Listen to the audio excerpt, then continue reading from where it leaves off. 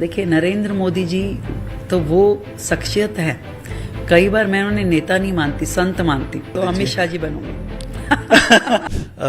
Prime Minister Narendra Modi, like you said, is a role model for many, all BJP leaders. आपके भी हैं role model, उनके अलावा कोई और हैं पार्टी में जो आपके रोल मॉडल हैं, the person that you would like to emulate? Course देखिए नरेंद्र मोदी जी तो वो शख्सियत है, कई बार मैं उन्हें नेता नहीं मानती, संत मानती। वो संत जिन्होंने अपना जीवन, कोई संत होता है वो प्रभु की सेवा में, पूजा पाठ में अपना जीवन लगाता है, और ये हैं जो उन्होंने देश की सेवा को अपना पूजा पाठ माना। और भी बहुत सारे लोग हमारे यहाँ हैं जिन्होंने अपने अपने तरीके से पूरा जीवन लगा करके देश की सेवा करी। नितिन गडकरी जी उनमें से एक है। हमारे बाकी जितनी लीडरशिप को भी मैं कहूँ, अमित शाह जी वो गजब का पर्सनालिटी है, उनका डिटर्मिनेशन, उनका जो डेयरिंग स्वभाव है, इतने बड़े बड़े निर्णय देश में हुए, आज टस से मस हिले नहीं वो। तो मैं मानती हूँ कि भाजपा में टैलेंट और डेडिकेशन भरा हुआ है, और ये जो है कहीं ना कहीं अपब्रिंगिंग जो हमारी पार्टी में होती है वो है, जो उनको पार्टी ने सींचा, उन्होंने हमें सींचा, और हम अपनी आगे वाली जनरेशन तैयार करें। तो it's a hand holding chain. मैं I'm going to ask you a difficult question. If there is one leader that you would like to be, who would it be? And please don't say Modi ji, because everyone would want to be Modi ji. तो अमित शाह जी बनूंगी। आप अमित शाह बनना चाहेंगे? Of course he is like your second role model. Daring, मतलब निर्णय लेने की क्षमता है उनमें, वो जो कहते हैं वो कर देते हैं। रेखा जी, आपके परिवार के बारे में लोगों को बहुत कम मालूम है, लेकिन एक क्यूरियोसिटी भी है कि आपकी परिवार कितना बड़ा है, आपका परिवार, और कौन कौन है, उनके बारे में कुछ कहना चाहेंगी? ज्वाइंट फैमिली है जी, बहुत बड़ी है। मेरे हस्बैंड के 4 भाई हैं, एक बहन है, मदर इन लॉ हैं घर में। मेरी अपनी फैमिली में मेरी मदर, मेरी 3 बहनें, 1 भाई, तो दैट वे फैमिली बहुत बड़ी है। और मेरी अपनी उसमें मेरी एक डॉटर है बड़ी और एक बेटा है, दोनों पढ़ रहे हैं। बेटा इंजीनियरिंग कर रहा है, बेटी ने मास्टर्स किया है। तो सब लोग अपनी अपनी लाइन पे अपना वर्किंग कर रहे हैं। हस्बैंड भी ही इज अ बिजनेसमैन, तो वो अपना बिजनेस कर रहे हैं। तो पूरा सपोर्ट मुझे फैमिली का हमेशा मिला है, और शायद इसीलिए मैं यहाँ तक पहुँच पाई। एक कहावत है अंग्रेजी में, behind every successful man there is a woman. Behind every successful woman, who is there in your life? Is it your husband? Yes, of course. He did lot for me. बहुत बहुत देखिए, आप जब समाज को समय देते हैं या आप अपनी राजनीति में समय देते हैं, अपने कर्तव्य पे समय देते हैं, तो कहाँ से समय काटेंगे? फैमिली का समय काटेंगे। आज बच्चे दोनों क्योंकि पढ़ रहे हैं बाहर अपना अपना उसमें, तो मैं जो पहले रोज बात करती थी दिन में एक बार, अब मैं 3 दिन में एक बार, 4 दिन में एक बार कर पाती हूँ। तो समय तो उन्हीं का कट रहा है। हस्बैंड जिनके साथ शायद हम दिन में 1 घंटा भर बैठ के बातचीत कर लेते होंगे, तो आज 10 मिनट भी निकालने के लिए सोचना पड़ता है कि अभी रुकिए, फोन आएगा तो कहेंगे अच्छा अभी बाद में बात करते हैं। तो वो समय जो फैमिली का होता है, वो एक जो घर की महिला अपने परिवार को अपने हाथ से बना के खाना खिलाएगी, उनके चाम पूरे करेगी, उनके लिए वो सब कुछ करेगी जो एक महिला को करना भी अच्छा लगता है और उसका फर्ज भी है, वो अब नहीं कर पाती मैं। तो किसका नुकसान हुआ? किसका अपने टाइम का टिल के? फैमिली का। तो ऑफ कोर्स उनका साथ, उनका डेडिकेशन जो है वो आपके लिए बहुत बड़ी प्लस पॉइंट है जो आपको आगे बढ़ाता है। What about your parents? Do you come from a traditional family? लेकिन आपको अगर बेटी को प्रोत्साहन देकर एक लीडर बनाया, तो it tells you a lot about the parents. Not exactly. मेरी माँ तो हमेशा कहती थी कि भाई ये राजनीति ना बनियों के बच्चों का काम नहीं है। तो भाई शादी कौन करेगा? तो मैं क्योंकि यूनिवर्सिटी से अपनी इस फील्ड में आ गई थी, सोशल फील्ड में, कॉलेज का चुनाव लड़ी, दिल्ली यूनिवर्सिटी की जनरल सेक्रेटरी रही, फिर प्रेसिडेंट रही। तो जब जनरल सेक्रेटरी रही तब तक तो उन्हें नहीं मालूम था कि इतना बड़ा कुछ होता दिल्ली यूनिवर्सिटी। प्रेसिडेंट के टाइम उन्होंने कहा भाई नहीं, हमारी बेटी नहीं लड़ेगी, मना कर दिया पार्टी को। तो माँ तो उस तरह की थी जो हमेशा नहीं चाहती थी कि कभी हूं, पर मेरे पिताजी को लगता था कि भाई अगर बच्चे को मौका मिला तो उसको करने दिया जाए। तो ही ऑलवेज स्टैंड विद मी, और मुझे उन्होंने हमेशा सपोर्ट किया। माँ लड़ती भी थी, गुस्सा भी करती थी, उनको भी कहती थी कोई नहीं, आप कर रहे हो ना, इसका साथ दे रहे हो, कल को आप ही भुगतोगे। तो पर वो हमेशा, मैं आज भी मिस करती हूँ उनको। मतलब he is no more, Covid के टाइम उनका डेथ हुआ। Oh I am sorry. तो मैं आज भी उनको याद करती हूँ कि आज वो होते तो बड़ा खुश होते। अब जॉइंट फैमिली में रहती हैं, शालीमार बाग में आपका घर है, तो जब आप सीएम नहीं थी तो आस पड़ोस में जो लोग थे उनके साथ उठना बैठना होता होगा, अब तो नहीं होता होगा। अब कैसे माहौल कैसे चेंज हो गया है?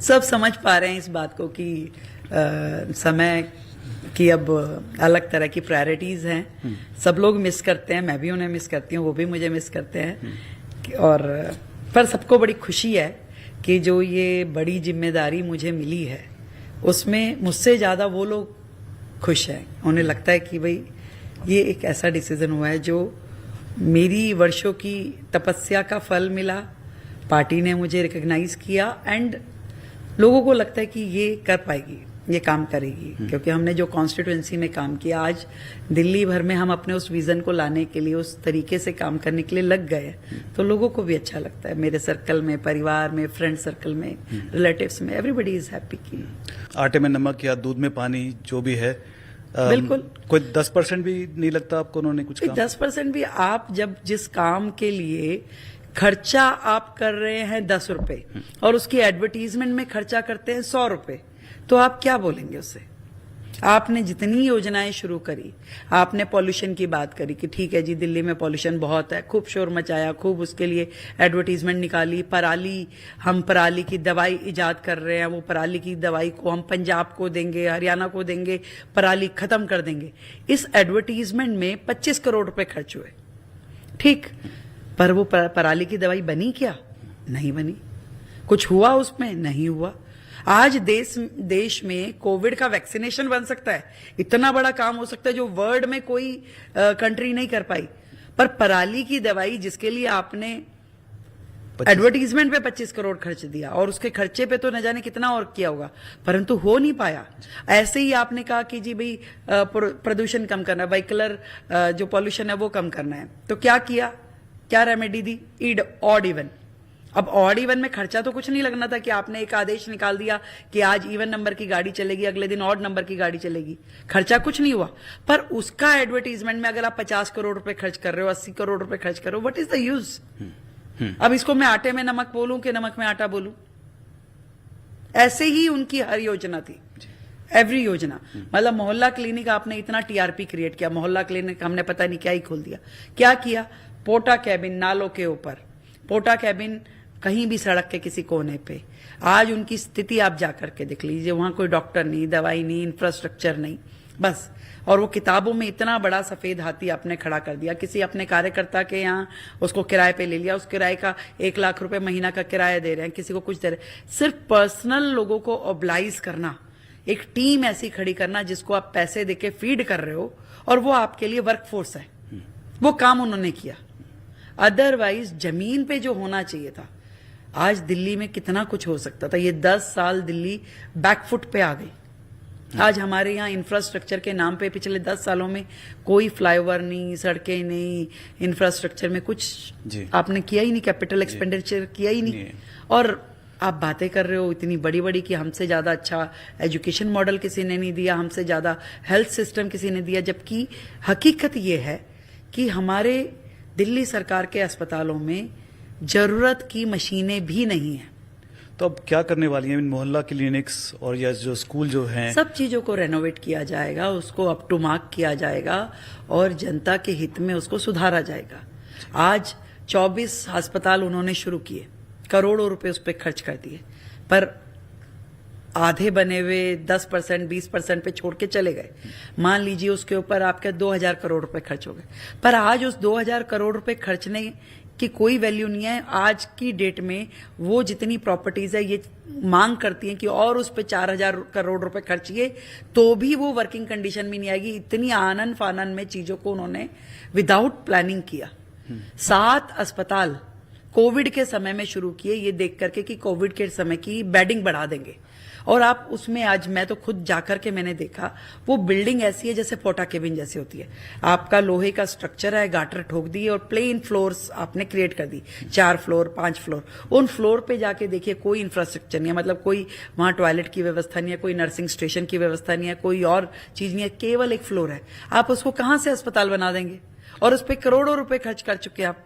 यहां तक कि कई प्रोजेक्ट में तो आपने ठेकेदारों को पेनल्टी तक दी है 100 करोड़ रुपए की। कितना सरकार का आपने पैसा बर्बाद किया है, ये जस्ट ए क्राइम। उन्होंने It's a crime, you're saying. Crime किया है, दिल्ली की जनता के विश्वास की हत्या की है उन्होंने। जो फैसिलिटी आज कोविड के आपको मैं बताना चाहती हूं, कोविड के समय में आप क्या मानते हैं दिल्ली में कितनी डेथ हुई होगी? आप बताइए। कुछ हजारों में होगी। हजारों में होगी जी। शमशान घाट भरे हुए थे, क्रिमिनेशन हो नहीं पा रहा था, यानी हजारों में होगी। दिल्ली सरकार ने कितने लोगों को कंपनसेशन दिया है? 97 ओनली। केवल 97 लोगों को कंपनसेशन दिया गया है कोविड के समय का। क्या 97 लोग मरे थे? कि आज ऑक्सीजन की कमी के कारण जो एक झटके में सैकड़ों लोग मर गए थे, कौन जिम्मेवार है? कौन उसकी जवाबदेही देगा? उन्होंने मर्डर किया है, क्राइम किया है, कोई उसकी भरपाई नहीं है। उनको सजा कानून देगा। सीएजी रिपोर्ट ने तो केवल खुलासे किए, सजा तो उनको कानून देगा। रेखा जी, ये जो मोहल्ला क्लिनिक के बारे में एक और सवाल है, इसको आप ठीक करने वाली हैं, कितना टाइम लगेगा इन सबको देखिए, हमने रेक्टिफाई करने टाइम में? बाउंड तरीके से सबसे पहले हमने इस साल 100 आरोग्य मंदिर लिए हैं। हम उसको एक नए फ्रेमवर्क के साथ में जन आरोग्य मंदिर उसमें करेंगे। अभी तक मोहल्ला क्लिनिक में केवल आपको ऊपर बुखार है तो आपने पैरासीटामोल दे दी, आपको इतना भर आपको इलाज मिल रहा था। उसमें कोई आपका किसी भी तरीका उससे बड़ी वाली कोई भी ट्रीटमेंट थी वो नहीं मिल रही थी। पर जन आरोग्य मंदिर को हम उससे बेटर फैसिलिटीज के साथ में, उससे बेटर जिसमें आपका इलाज भी हो और उसमें आपका प्रिवेंटिव भी हो, उसमें वैक्सीनेशन भी हो, इन सारी चीजों को लेकर के उनको बनाएंगे। और वो भी परमानेंट स्ट्रक्चर के साथ में, परमानेंट बिल्डिंग्स में। ये नहीं नाले पे खड़ा कर दिया, कहीं और खड़ा कर दिया, नहीं। हम लोग उसको इस तरीके से डेवलप करेंगे ताकि उसका पूरा लाभ जनता को मिल सके। चुनाव के तुरंत बाद आपकी पार्टी में कई लोग थे जो दावेदार थे सीएम की पोस्ट के लिए, आप चुनी गई। जो दावेदार जो थे वो आपके कैबिनेट में हैं, तो उन लोगों के साथ काम करवाने में कुछ झिझक होती है? आपको सहयोग मिल रहा है जो आप चाहती थी, चाहती हैं? 100% पूरा सहयोग मिलता है। हमारी पार्टी का वर्क कल्चर अलग तरीके का है। हमारे भारतीय जनता पार्टी में संगठन की रीति नीतियां हैं, और संगठन में जब निर्णय हो जाता है तो सब एक मुश्त उस काम को करने में लग जाते हैं। और हम तो टीम नरेंद्र मोदी हैं। मोदी जी का विजन दिल्ली के लिए लागू हो, दिल्ली विकसित दिल्ली बने, ये हम सबका एक कॉमन एजेंडा है। तो जब जो तय होने वाला चीजें थी वो हो गई, अब हमें अपनी अपनी जिम्मेवारी मिल गई। Now we are a team, और बहुत ही अच्छे माहौल में एक दूसरे के साथ में जुड़ करके हम लोग काम कर रहे हैं, और the result will be very good.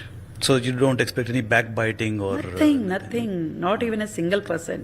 कुछ मतलब ही नहीं है। आज उल्टा हमसे कोई कमी रह जाए तो हमें संभालने के लिए वो लोग हैं, उनसे कोई चीज हो जाए तो मैं उन्हें बताने के लिए हूं। तो वी आर ए टीम।